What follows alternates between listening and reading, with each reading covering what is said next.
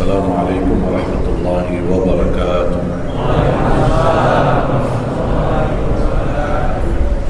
Alhamdulillahi rabbil alamin. Ashhadu an la ilaha illallah wahdahu la sharika lahu waliyyus salihin. Wa ashhadu anna sayyidana wa nabiyyana Muhammadan abduhu wa rasuluhu as-sadiqul amin. Allahumma salli wa sallim wa barik ala sayyidina Muhammad wa ala alihi wa sahbihi wa man tabi'ahum bi ihsanin ila yaumiddin. Subhanaka la ilma lana illa ma 'allamtana innaka antal alimul hakim.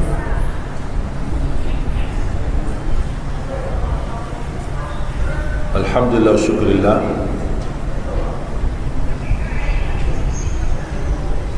Sayang sekali tak dapat hadir di awal khutbah. Nampaknya salah share lokasi, padahal kami sangat dekat tempat hotel ke sini, kurang lebih tak sampai 10 minit. Tapi kita nampaknya beda alamat atau beda share lokasi sampai 20 menit kemudian balik lagi. Jadi tawaf. Tapi alhamdulillah dapat walaupun sedikit khutbah yang singkat. Jazakumullah khairan untuk khatib. Dan ini sebenarnya yang kita butuhkan. Khatib memberikan inti daripada khutbah. Karena khutbah ini sebagai ceramah yang wajib didengar. Hukumnya wajib didengar. Tausiah saya sekarang Ali Jabir tidak wajib didengar. Bebas, yang mau duduk boleh, yang mau pulang boleh. Kalau khatib tidak bisa, wajib didengar. Bahkan berbicara saat khutbah berlangsung membatalkan pahala khutbahnya atau hari Jumatnya, walaupun sah salatnya. Dan saya sedih kenapa tidak dapat di awal khutbah hadir, karena kali ini saya tidak mendapatkan tuliskan nama saya di buku malaikat. Karena malaikat di setiap masjid Jumatan hadir dan mereka membawa catatan buku.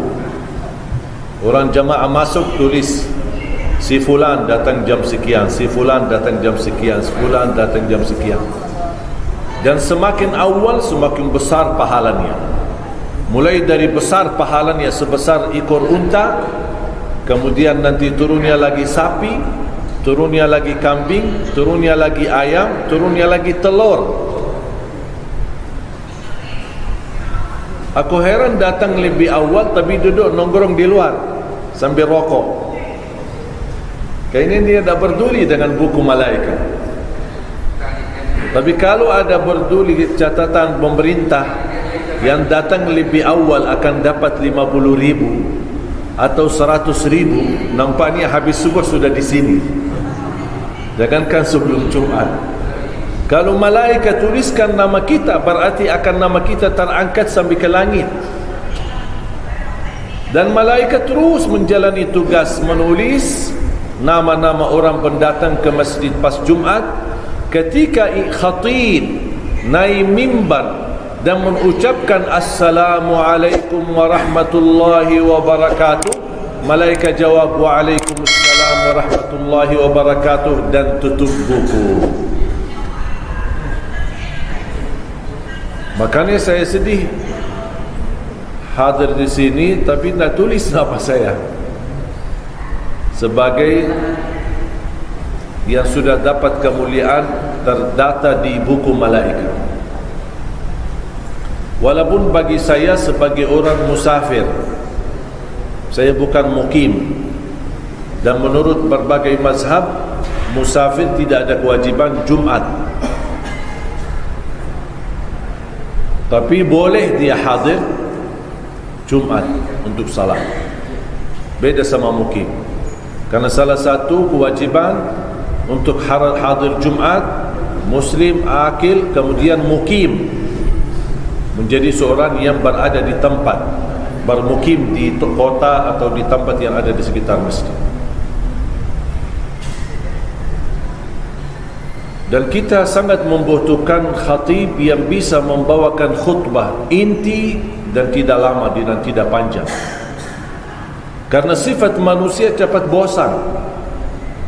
Mungkin kalau tausiah masih kita ketawa ketiwi, ada lucunya, mungkin bisa menghilangkan rasa bosannya. Apalagi kalau yang ceramah Ustaz Abdul Samad, sahabat saya. Tapi kalau khutbah Jumat memang terbawa dengan khusyuk, dan wajib bagi makmum, wajib hukumnya mendengar. Makanya kalau boleh dalam istilah lain, Allah maksa umat Islam dengar nasihat sekali seminggu. Allah paksakan hadir Jumat dan dengar, sampai tidak boleh kita menegur orang yang ada di sekitar kita. Sampai muncul berbeza pendapat, apakah boleh kita jawab salam atau tidak. Apakah kita menjawab salam orang yang baru datang di samping kita, dia berkata Assalamualaikum, apakah boleh kita jawab atau tidak? Cuba lihat, sampai begitu berbeza pendapat, karena mereka ada sedikit kekhawatiran bersoalan kehilangan pahala Jumatnya. Padahal jawab salam ini kan merupakan suatu kebaikan. Bahkan ada yang menyampaikan jawab salam hukumnya wajib, tapi mendengar khutbah Jumat lebih tinggi kewajibannya.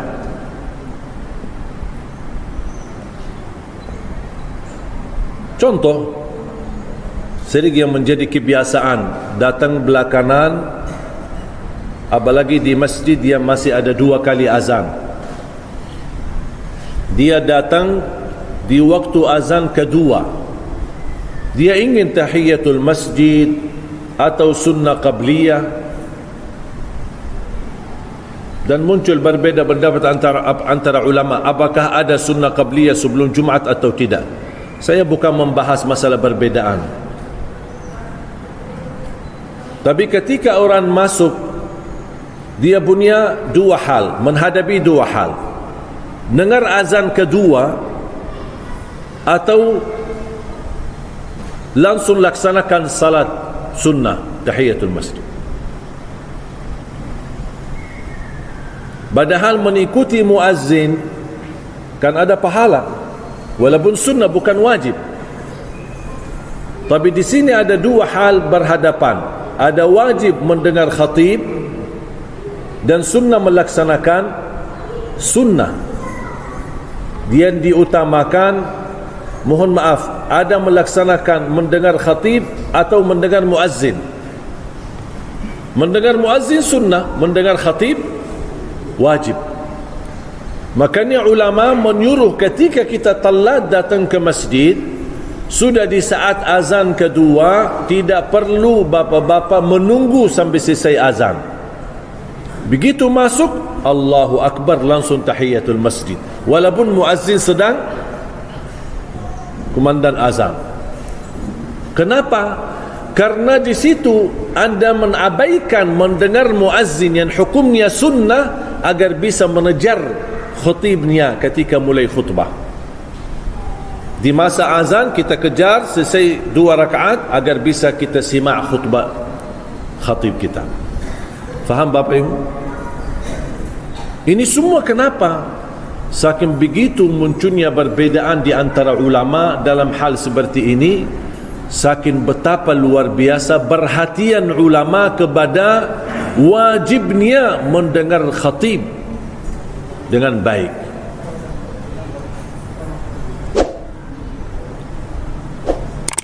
Kalau kita dengar qari, wa idza quri'al qur'anu fastami'u lahu wa ansitu la'allakum turhamun. Kalau qari membaca Quran, dengarlah baik-baik dan insat. Insat artinya diamkan diri, dengar baik-baik, menghadirkan kalbu, agar semoga insyaAllah dirahmati Allah subhanahu wa ta'ala.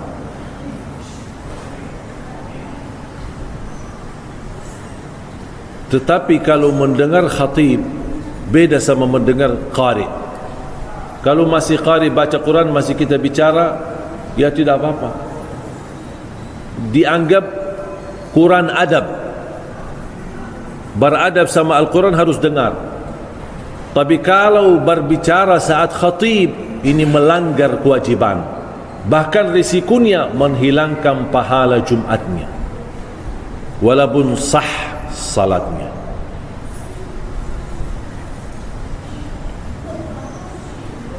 Makanya para khatib, saya bahagia ketika mendengar khatib yang menyampaikan hal sederhana. Saya sempat pas begitu masuk memperhatikan penyampaian khatib, mengingatkan untuk menjaga kualitas inna salati wa nusuki wa mahyaya wa mamati lillah. Komitmen ini kan janji. Janji bisa dikatakan nazar. Janji kita sama Allah, salatku, ibadahku, hidupku, matiku lillah. Berarti tidak ada yang selain Allah SWT. Jangan ada lillah tapi masih ada dunianya. Untuk dunia beda urusannya, untuk Allah Subhanahu wa taala. Silahkan kejar dunia, silahkan cari dunia, silahkan cari kekayaan, tapi ketika datang waktu ibadah, semua tinggalkan. Tak ada tawar-menawar kalau urusannya sama Allah Subhanahu wa taala. Kata Siti Aisyah radhiyallahu anha, saya bersama Rasulullah duduk mesra, senang bermain, bercanda. Tapi ketika terdengar azan, sungguh Rasulullah SAW tinggalkan aku seperti tidak kenal aku lagi. Ini padahal istrinya. Banyak kita abaikan salat, telat datang salat. Cuba Bapak Ibu, silahkan tanya diri, kira-kira sampai titik ini, sampai hari ini berapa kali kita masbuk? Apakah kita termasuk orang yang selalu datang awal? Saya baca sejarah orang salih. Salah satu termasuk seorang guru saya, sudah almarhum rahimahullah ta'ala, 47 tahun tidak pernah terlewat takbiratul ihram sama imam. 47 tahun. Makanya Allah Subhanahu wa taala cabut nyawahnya sesudah takbiratul ihram di Masjid Nabawi. Husnul khatimah. Dibangkitkan oleh Allah sedang salat, karena dia masih salat, belum selesai salatnya. Makanya dibangkitkan oleh Allah, dia lagi salat. Yub'athul mar'u ala ma mata alaih. Dibangkitnya seorang di hari kiamat sebagaimana dia mati. Mati lagi joget, ya bangkit joget. Mati pas lagi salat, akan dibangkitkan oleh Allah lagi salat. Lagi zikir, dibangkitkan lagi zikir. Lagi ngaji, dengar Al-Quran, sama. Di mana kondisi dan keadaan sesuai kita mati, akan dibangkitkan oleh Allah SWT.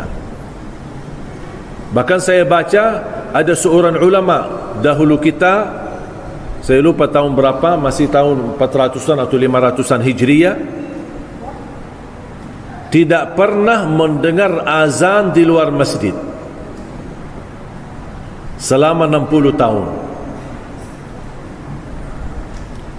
Kalau tidak dengar azan di luar masjid, berarti dia di mana? Sebelum azan sudah. Ditanya sama muridnya, kenapa begitu luar biasa jaga? Kata beliau, azan ini panggilan untuk orang yang lalai, dan saya tidak mau terhitung orang yang lalai. Memang betul, azan buat orang yang lalai, mengingatkan sudah masuk waktu salat. Tapi kalau orang mukmin yang sadarkan diri, tak perlu diingatkan. Dia sudah ada alarm di hatinya, tertutup hatinya kalau masuk waktu salat walaupun belum dengar azan. Beda sama orang yang perlu diingatkan, Allahu Akbar, Allahu Akbar. Maaf sebentar ya, masih. Apalagi kalau masjid ini dikenal antara azan sama iqamat masih lama, udah apa-apa, sebentar. Apalagi dengar ini sebentar lagi katanya Imam Ali Jabir, suka panjangan, udah tak apa-apa, tunggu aja sambil iqamat dulu. Menulur. Tambah dia sadar, Pas iqamat dia belum wudu, ternyata ambil air wudu, buan air, masuk buan air, akhirnya jadi masbuk.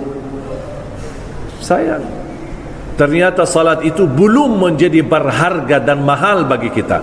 Kalau salat itu menjadi betul-betul terutama di hati kita, tak mungkin kita seperti ini bersama salat.